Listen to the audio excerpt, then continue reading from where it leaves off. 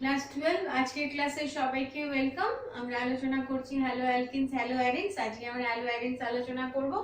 তো হ্যালো অ্যারিনস কাদেরকে বলবো? হ্যালো অ্যারিনস মানে অ্যারোমেটিক সাবস্টিটিউটেড হ্যালোজেন যৌগ। হ্যালো অ্যারিনস কি বলবো একে? যে হ্যালোজেন প্রতিস্থাপিত অ্যারোমেটিক যৌগ। এইরকম বেনজিন বলার, এই বেনজিন বলা, এবার আমরা অল্টারনেটিভ পজিশনে ডবল বন্ড দিয়ে দিলাম, এই হলো বেনজিন। এক্ষেত্রে যদি হাইড্রোজেন গুলোকে লিখি তাহলে এইরকম দাঁড়াবে C6H6।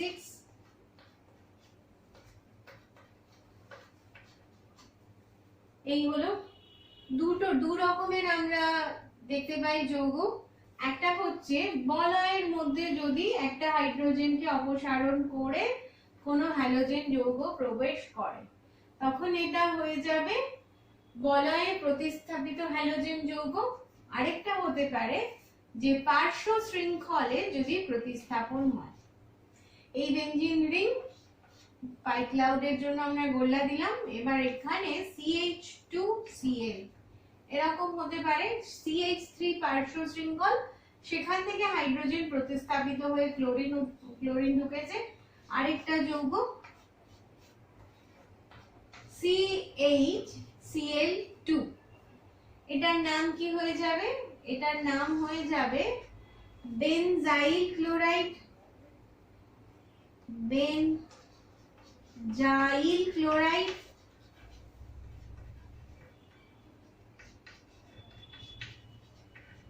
আর এটা হয়ে যাবে বেনজাল ক্লোরাইড।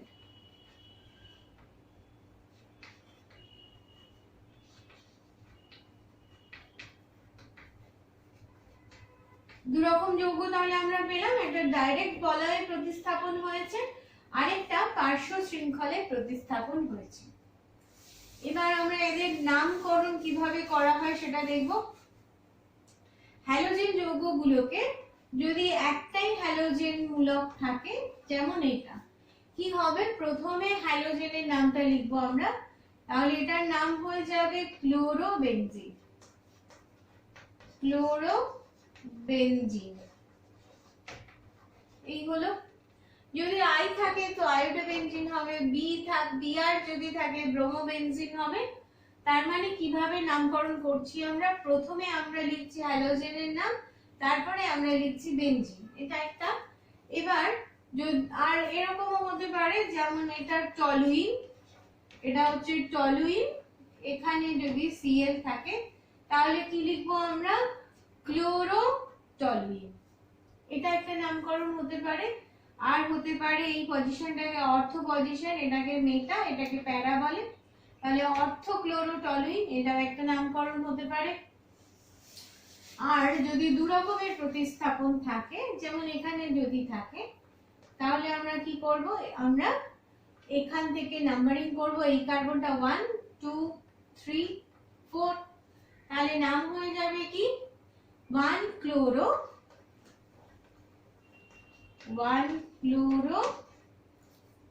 4 এ আই আছে, তাহলে 4 আয়োডোবেনজিন। 4 আয়োডোবেনজিন এইরকম নাম দিলাম আমরা। আর যদি দুটো থাকে তখন কি হবে? ক্লোরিন ক্লোরিন, তাহলে এখানে নাম দেব আমরা 1 2 ডাইক্লোরোবেনজিন নাম হয়ে যাবে 1,2 ডাই। তিনটে থাকলে ট্রাই, চারটে থাকলে টেট্রা, এইরকম নামকরণ হবে। তাহলে তিনটে থাকলে ট্রাই, দুটো থাকলে ডাই, 1 2 ডাইক্লোরোবেনজিন।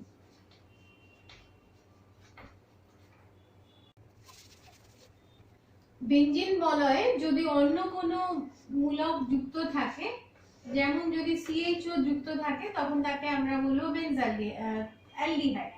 তাহলে এবার এখানে যদি থাকে ক্লোরিন, তার নামকরণ কিভাবে করব আমরা? এই মূল যৌগের নাম অনুসারে করব। তাহলে এর নাম হয়ে যাবে 4 ক্লোরো বেনজালডিহাইড। 4 ক্লোরোবেনজালডিহাইড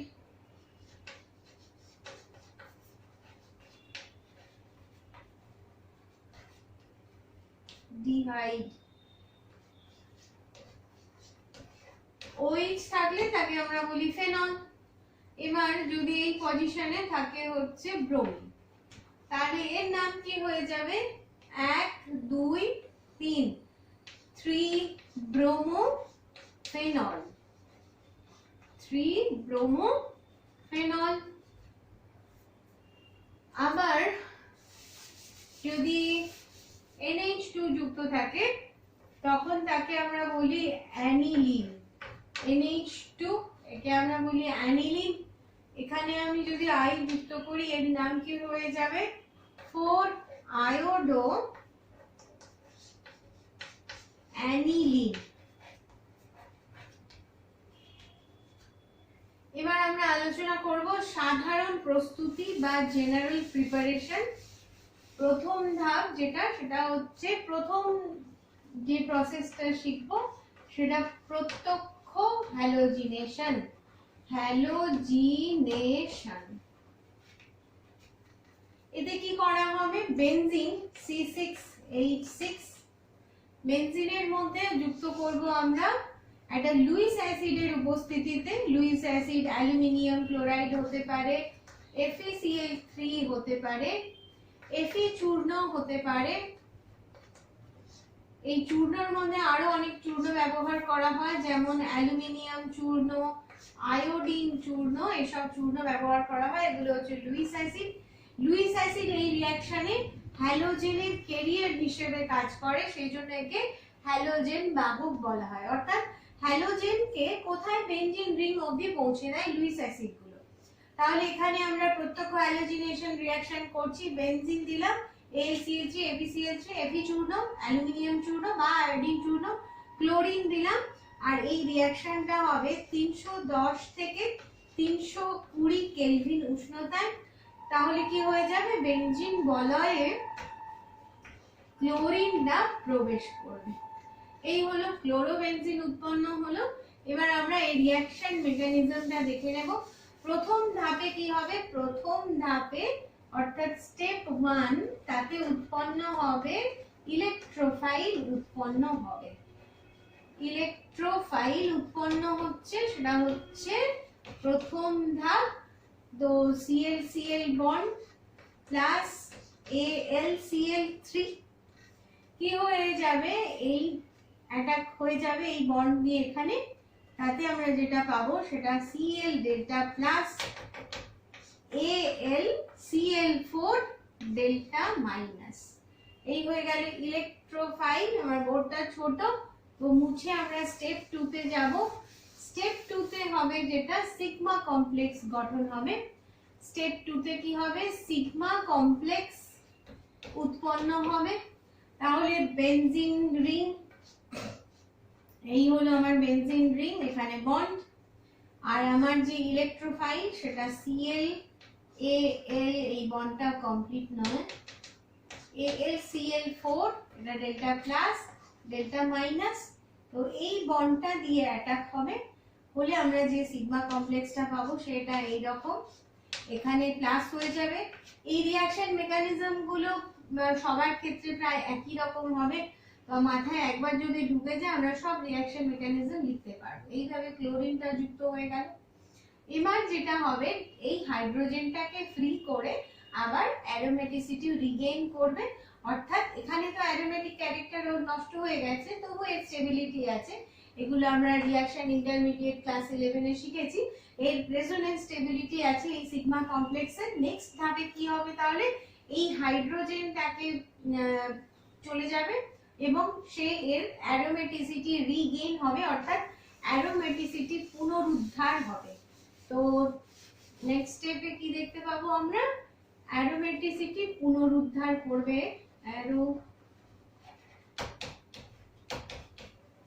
রিগেইন করবে। তাহলে এই স্টেপটা ফার্স্ট, প্লাস HCl, এই বন্ডটা এখানে ফেরত এলো, হাইড্রোজেন চলে গেল, দিয়ে এটা কি পেলাম আমরা -H প্লাস পেলাম আমরা ক্লোরোবেনজিন পেলাম Cl, আর এই হাইড্রোজেনটা AlCl4 এর থেকে একটা যুক্ত হয়ে গিয়ে হয়ে যাবে HCl প্লাস AlCl3, অর্থাৎ এই লুইস অ্যাসিডকেও আবার ফেরত পেলাম। প্রত্যক্ষ হ্যালোজিনেশন পদ্ধতিতে যদি আমরা আয়োডিনেশন করতে চাই, অর্থাৎ প্রত্যক্ষ আয়োডিনেশনে একটা সমস্যা আছে। বিক্রিয়াটা কি হয়, C6H6 প্লাস I2 উৎপন্ন হবে HI প্লাস C6H5I, কি উৎপন্ন হবে C6H5I, আর উৎপন্ন হবে হচ্ছে C6H5I বা C6H5I এভাবে লিখলাম, আর উৎপন্ন হবে HI। এই HI উৎপন্ন হয়ে এই বিক্রিয়াটাকে মন্থর করে দেবে। সেই কারণে আমাদেরকে কি করতে হবে, HIটাকে অপসারণ করতে পারি যদি আমরা বিক্রিয়াটা থেকে, তাহলে বিক্রিয়াটা আবার সমবর্তী হবে। তাহলে HI কে অপসারণ করার জন্য আমরা যেটা যোগ করি সেটা হচ্ছে HNO3 যোগ করতে পারি, আরেকটা যেটা যোগ করি সেটা হচ্ছে HiO3। তো এই দুজনকে যোগ করে যদি এই HI কে আমরা পরিণত করি I2 তে, I2NO2H2 উৎপন্ন হয়। এই I2 আবার এই বিক্রিয়াতে অংশগ্রহণ করবে, তাহলে ব্যালেন্স করলে 2 2 2 2, এই হলো। এক্ষেত্রে কি হবে, এক্ষেত্রে উৎপন্ন হবে I2 প্লাস H2O। এক্ষেত্রে আমরা নিলাম এটা 5, তাহলে 3I2 প্লাস 3H2O। এইভাবে আমরা আয়োডিনেশন করতে পারবো, অর্থাৎ আয়োডোবেনজিন বানাতে পারবো। এরপর যদি ডাই যৌগ তৈরি করতে হয়, অর্থাৎ ডাইক্লোরোবেনজিন বা ডাইব্রোমোবেনজিন বানাতে হয়, ক্লোরিন, মনে রাখতে হবে আমাদেরকে যে ক্লোরিন আর ব্রোমিন এরা হচ্ছে অর্থ প্যারা নির্দেশক, অর্থাৎ অর্থ প্যারা ওরিয়েন্টিং গ্রুপ।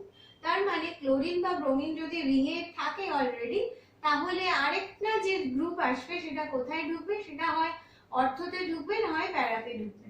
তো প্রথমে আমরা বানাচ্ছি ক্লোরোবেনজিন নিয়ে নেব। ক্লোরোবেনজিনের একই রকম ভাবে লুইস অ্যাসিডের উপস্থিতিতে যদি বিক্রিয়াটা করি, লুইস অ্যাসিড এখানে দিলাম AlCl3, এক্ষেত্রে টেম্পারেচার লাগবে 320 কেলভিন। তো এই প্রত্যক্ষ হ্যালোজিনেশন যদি করি তাহলে আমরা পেয়ে যাব কি, ক্লোরিন অর্থোক্লোরোবেনজিন পাবো, আরেকটা পেয়ে যাব প্যারা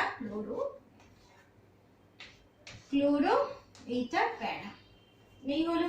একই রকম ভাবে আমরা ব্রোমিনও তৈরি করতে পারি, তাহলে ডাইব্রোমো বানাতে গেলে এখানে আমি নিয়ে নেব ব্রোমিন, এখানে আমরা কি নেব, এখানে AlBr3 বা FeBr3 নেব, নিয়ে তাহলে এক্ষেত্রেও আমরা অর্থ এবং ক্লোরো, অর্থ এবং প্যারা পজিশনে ডাইব্রোমিন যৌগ পেয়ে যাব। Bromine bromine bromine bromine. তাহলে একই রকম ভাবে লুইস অ্যাসিডের উপস্থিতিতে প্রত্যক্ষ হ্যালোজিনেশন করলাম। টলুইনের ক্ষেত্রেও একই রকম বিক্রিয়া হবে। টলুইনের ক্ষেত্রে টলুইন CH3, এক্ষেত্রেও আমরা নিয়ে নেব AlCl3 আর Cl2, টেম্পারেচার 320 কেলভিন, কি হয়ে যাবে অর্থ প্যারা ওরিয়েন্টিং, তাহলে CH3Cl, এটা হয়ে গেল অর্থ ক্লোরোটলুইন, আর আরেকটা পাবো আমরা প্যারা CH3Cl, প্যারা ক্লোরোটলুইন। একই রকম ভাবে আমরা ব্রোমিনও যোগ করতে পারবো। তাহলে ব্রোমিন করতে গেলে এখানে আমরা কি নেব, ব্রোমিন করতে গেলে আমরা নিয়ে নেব লুইস অ্যাসিড হিসেবে Br কে, তাহলে AlBr3 নিলাম, আর নেব Br2, 320 কেলভিন উষ্ণতা, তাহলে এটা অর্থ পজিশনে একবার ব্রোমিন, তাহলে এটা অর্থ ব্রোমোটলুইন, প্যারা ব্রোমো টলুইন পেয়ে গেলাম। পার্শ্ব শৃঙ্খলে প্রতিস্থাপন, অর্থাৎ এতক্ষণ অবধি আমরা দেখলাম যে আমরা বলয় যোগ করছিলাম, এবার টলুইন আমরা নেব এবং তার মধ্যে প্রতিস্থাপন কিভাবে হবে। এক্ষেত্রে কোনো অনুঘটক দরকার হয় না, অর্থাৎ অনুঘটকের অনুপস্থিতিতে ফুটন্ত টলুইনকে আমরা যোগ করব ক্লোরিন বা ব্রোমিনে, এবং তার ফলে এখানে হাইড্রোজেনগুলো ধীরে ধীরে প্রতিস্থাপিত হবে এবং একাধিক প্রতিস্থাপিত যৌগ উৎপাদন করবে। তাহলে এক্ষেত্রে শর্ত কি? শর্ত আমার লাগলো ক্লোরিন ফুটন্ত অবস্থা, এই টলুইনটার ফুটন্ত অবস্থা, আর লেগেছে সূর্যালোকের শক্তি, আর একটা জিনিস লেগেছে সেটা হচ্ছে এর ফুটন্ত অবস্থা, অতিরিক্ত ক্লোরিন, সূর্যালোক। এই হলো। তো প্রথম ধাপে একটা হাইড্রোজেন প্রতিস্থাপিত হবে, হয়ে উৎপন্ন হবে CH2Cl। এই উৎপন্ন হলো। এই একই কন্ডিশন, অর্থাৎ ফুটন্ত অবস্থা সূর্যালোক এবং ক্লোরিন, এই একই অবস্থা এক্ষেত্রে কি হবে?